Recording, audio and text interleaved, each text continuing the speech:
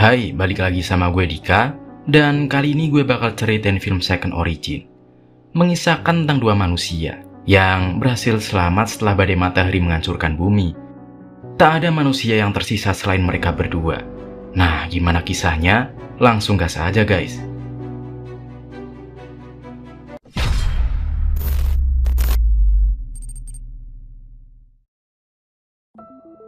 Film memperlihatkan keadaan salah satu kota di Spanyol. Suatu bencana mengerikan terjadi yang menyebabkan kehancuran maha dahsyat dan memusnahkan hampir seluruh manusia di seluruh dunia.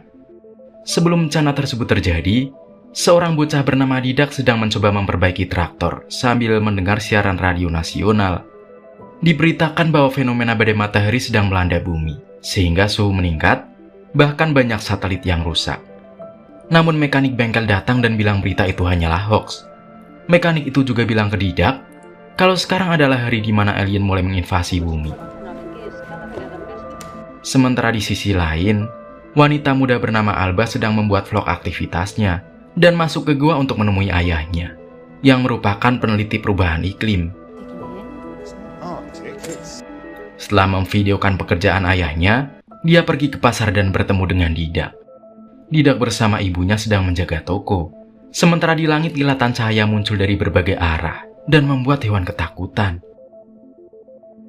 Sebagai guru bahasa Inggrisnya Didak di sekolahan, Alba diberi bingkisan dan memberikan sedikit nasihat pada Didak di depan ibunya. Hola, Alba. Sesampainya di rumah, ayahnya sedang mengemas hasil penelitiannya dan berpamitan dengan sang putri untuk menuju Barcelona, tanpa mengetahui kalau bencana yang sangat besar akan segera terjadi. Di sore hari saat Alba sedang mencari udara segar, dia melihat Didak sedang dibuli oleh 3 pemuda, hingga dilempar ke dalam danau.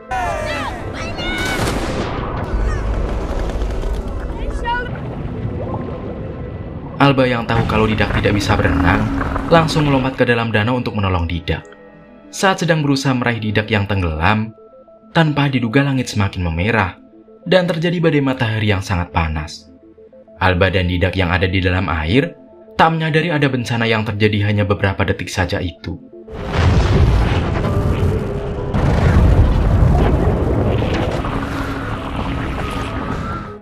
Setelah berhasil naik ke daratan, Alba menyaksikan kobaran api disertai abu di mana-mana. Karena motornya terbakar, keduanya menuju rumah Didak dengan berjalan kaki dan mendapati bahwa ibunya Didak sudah tewas akibat bencana itu. Saat keduanya menuju rumah Alba, banyak mobil yang hangus serta penumpang di dalamnya juga ikut gosong, yang membuat malam itu semakin mencekam. Setelah beberapa waktu berjalan, Alba mengajak Didak masuk ke gua untuk mengambil perlengkapan darurat milik ayahnya, dan memutuskan beristirahat di dalam sana.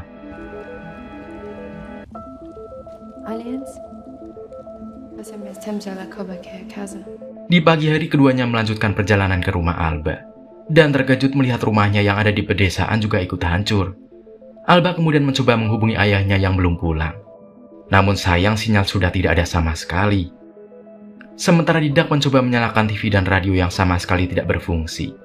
Saat sadar kalau jaringan telekomunikasi sudah mati, Alba mengecas HP-nya menggunakan listrik tenaga surya dan pergi ke kota untuk mencari orang yang masih hidup. Namun sayangnya mereka hanya melihat kota yang hancur, ditambah bau busuk dari para korban yang terdampak bencana. Saat Didak mengambil perhiasan milik korban-korban, Alba melarangnya, karena menurutnya benda itu sudah tak berguna lagi, dan mereka beralih mencari motor yang masih berfungsi. Tanpa diduga, Didak malah mendorong Alba yang belum siap, sehingga Alba terjatuh dan tertusuk besi tajam.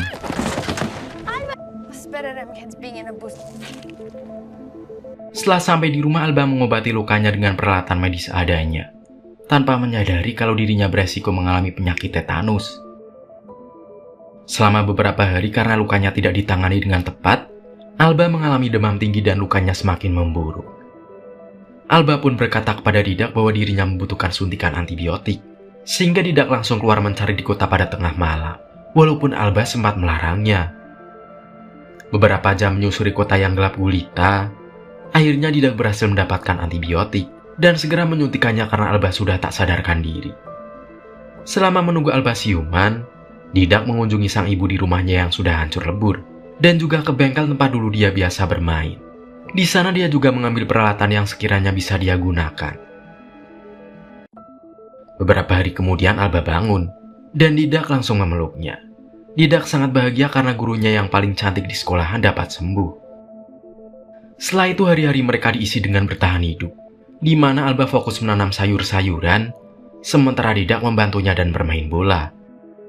Alba berinisiatif mengibarkan bendera putih agar diketahui tim penyelamat. Alba juga rutin merekam aktivitasnya bersama Didak.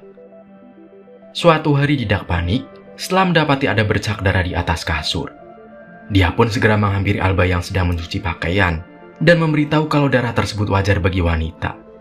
Sesudah dijelaskan, Didak malah penasaran dengan ventil Alba. Namun Alba melarang menyentuh tombol pribadinya itu dan berkata kalau Didak belum cukup umur untuk menyentuhnya.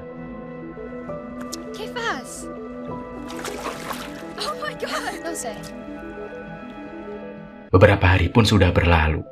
Mereka masih bertahan hidup semaksimal mungkin. Dan hubungan keduanya juga makin akrab satu sama lain. Dan tak terasa mereka sudah bertahan hidup bersama selama bertahun-tahun. Dan kini Didak sudah tumbuh dewasa dengan badan tegap. Hal itu membuat Alba gemes melihat tubuh sang murid. Suatu hari ketika Alba menyiram tanaman dan Didak memantau sekeliling, Didak mendapatkan pemandangan yang sangat indah dengan menyaksikan sang ibu guru yang sedang menjemur pakaian. Didak merasakan adrenalin yang sangat kencang melihat ibu gurunya itu.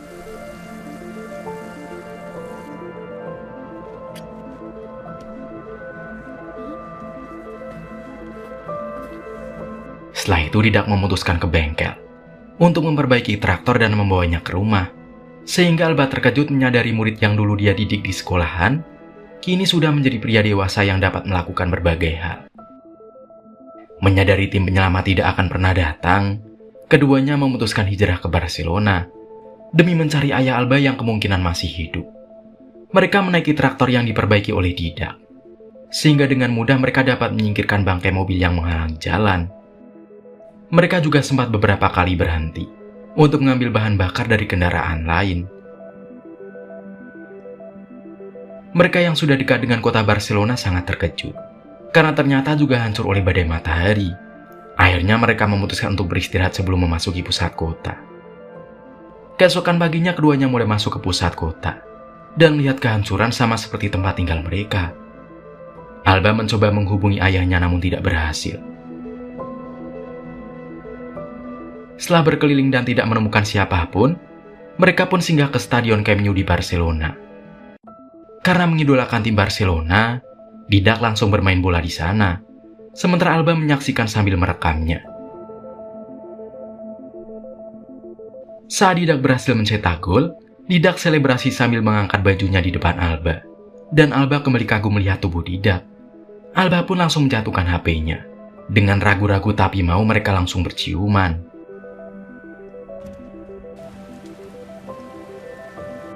Dan kemudian di malam hari yang sunyi dan gerimis, mereka memutuskan untuk bercocok tanam. Alba sangat terkejut dengan muridnya ini, yang kini sudah sangat perkasa dan dapat membuatnya puas. Sementara Didak tidak mengira bahwa gurunya ini masih perawan, sehingga mereka pun sama-sama puas dan bahagia. Beberapa hari di Barcelona mereka tidak menemukan siapapun. Mereka akhirnya memilih menetap di pinggiran pantai, dan seminggu kemudian Alba memberitahu Didak kalau perutnya sudah berisi janin, sehingga Didak sangat bahagia. Karena mereka berhasil berkembang biak. Selama menunggu kelahiran buah hatinya, Alba terus belajar mengenai cara melahirkan sampai membesarkan anak. Terlihat Didak juga terus menjaga dan sangat sayang kepada gurunya yang sedang mengandung anaknya. Beberapa bulan pun telah berlalu, dan persiapan melahirkan sudah lengkap. Tibalah saat Alba melahirkan anak pertamanya sambil ditemani sang kekasih. Akhirnya Alba melahirkan anaknya dengan selamat. Anak mereka diberi nama Kai. Keesokan harinya saat Alba menyusui, Didak meminta mencicipi apa yang diminum oleh Kai. Didak bilang bahwa itu adalah minuman terenak yang pernah dia minum. Tak lama kemudian mereka melihat kapal layar di lautan, sehingga Alba melambaikan tangan agar kapal tersebut mendatanginya. Sementara itu Didak tampak tidak menginginkan orang lain di tengah keluarganya. Namun Alba bersikeras dengan kemauannya, sehingga Didak mengambil senjata untuk berjaga-jaga. Tanpa diduga mereka melihat pria tua di pinggir pantai yang masih bernapas. sehingga langsung mereka tolong. Setelah lukanya diobati, pria itu berterima kasih dan meminta izin untuk memeluk keduanya.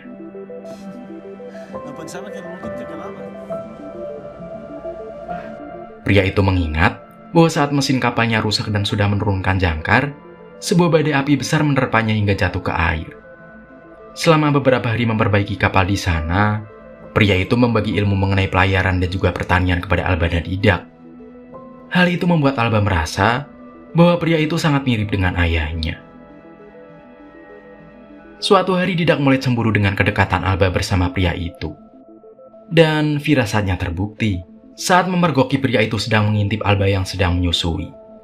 Namun pria itu beralasan kalau dia hanya ingin memberikan madu yang dia panen langsung dari pulau asalnya, yang berguna meningkatkan kualitas ASI. Mendengar penjelasannya, Didak tetap marah dan kemudian memintanya pergi, apalagi kapalnya sudah selesai diperbaiki. Akhirnya pria itu menuruti perkataan Didak. Namun sebelum pergi, dia mengundang Alba dan Didak untuk pesta di kapal sebagai bentuk rasa terima kasih. Tanpa diduga, Alba langsung menerimanya, tanpa meminta izin Didak terlebih dahulu. Setelah selesai bersiap-siap, mereka naik ke kapal. Mereka juga membawa sang anak. Mereka bertiga kemudian menonton film, sehingga malam tersebut terasa spesial. Namun malapetaka bagi Alba dan Didak terjadi di pagi hari, ketika Didak sadar kalau kapal sudah menjauhi daratan, dan tiba-tiba pria itu memukulnya sampai terjatuh ke laut. Mendengar kegaduhan tersebut, Alba keluar dan terkejut melihat Didak kelelep, sehingga dia langsung melempar pelampung sambil terjun menyelamatkannya. Namun tanpa diduga pria itu kabur sambil membawa putra mereka, membuat Alba dan Didak sangat khawatir dengan anaknya. Mereka pun memutuskan untuk kembali ke daerah dahulu. Berjam-jam melihat ke arah laut, mereka akhirnya memutuskan akan mengambil kembali putranya. Dengan melakukan persiapan yang diperlukan selama beberapa hari, keduanya mencari pulau yang kemungkinan dijadikan tempat tinggal pria itu, sambil berusaha menyiapkan kapal dan belajar navigasi pelayaran. Setelah itu Alba mendapat petunjuk melalui bunga yang biasa memproduksi madu, sehingga mereka langsung bergegas ke pulau yang ditumbuhi bunga yang dimaksud. Setelah semuanya siap, mereka pun langsung berlayar selama berjam-jam ke pulau tersebut. Dan syukurnya mereka juga menemukan kapal pria itu. Karena kapal tersebut kosong, mereka memutuskan turun ke darat sambil membawa senapan, hingga akhirnya mereka menemukan bangunan tua. Tiba-tiba mereka melihat pria yang dicari, yang sedang keluar untuk memanen madu. Keduanya pun segera mengambil kesempatan tersebut, di mana Didak bertugas mengawasi pria itu. Sementara Alba turun ke bawah gudang. Putranya pun ditemukan terkunci di dalam kandang besi, sehingga Alba meminta bertukar posisi agar Didak membuka kandangnya. Namun saat Didak terlalu lama dan Alba lengah dalam mengawasi, pria yang melihat Alba langsung menyerangnya sambil merebut senjatanya. Mendengar keributan itu, Didak naik. Namun sayang keduanya terpaksa menuruti kemauan pria tersebut.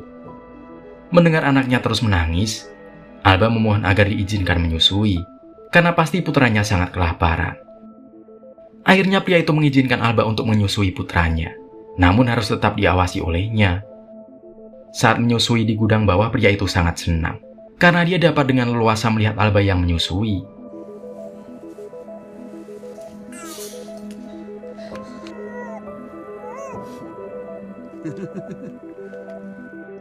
Kemudian pria itu kembali mengawasi Didak. Tanpa diduga Alba memutuskan lari sambil membawa putranya, tapi sialnya dia ketahuan, sehingga pria itu langsung mengejarnya ke arah dermaga. Setelah lari beberapa puluh meter dan pria itu semakin dekat, Alba berhenti untuk bersembunyi sambil menyusui putranya agar tidak bersuara. Tak lama kemudian pria itu mendengar suara tangisan, dan sesudah diperiksa dia mendapati sebuah HP yang sedang memutar video Kai, sehingga dia sadar kalau Alba berusaha membebaskan Didak. Pria itu pun langsung kembali, sementara Alba berusaha membebaskan Didak.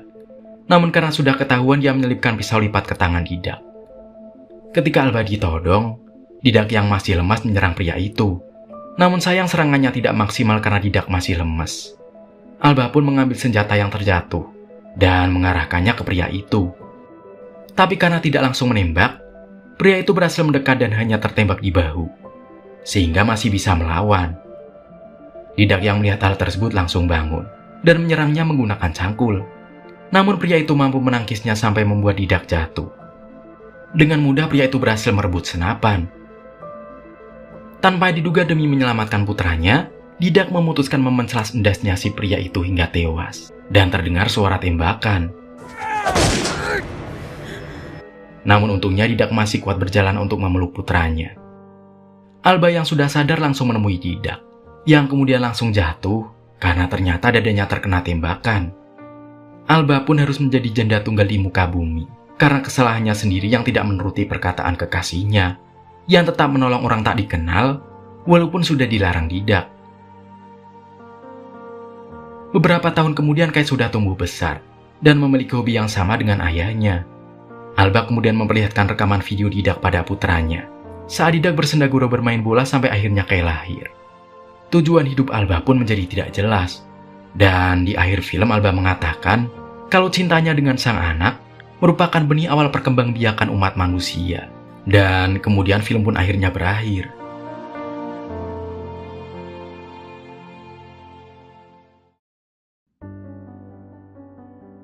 Nah guys, menurut para ilmuwan, badai matahari dalam waktu dekat ini akan terjadi nih. Dan merupakan badai matahari yang diperkirakan menimbulkan dampak paling besar sepanjang sejarah umat manusia. Menurut kamu, apakah mungkin badai matahari bisa menyebabkan umat manusia musnah di muka bumi? Komen ya guys.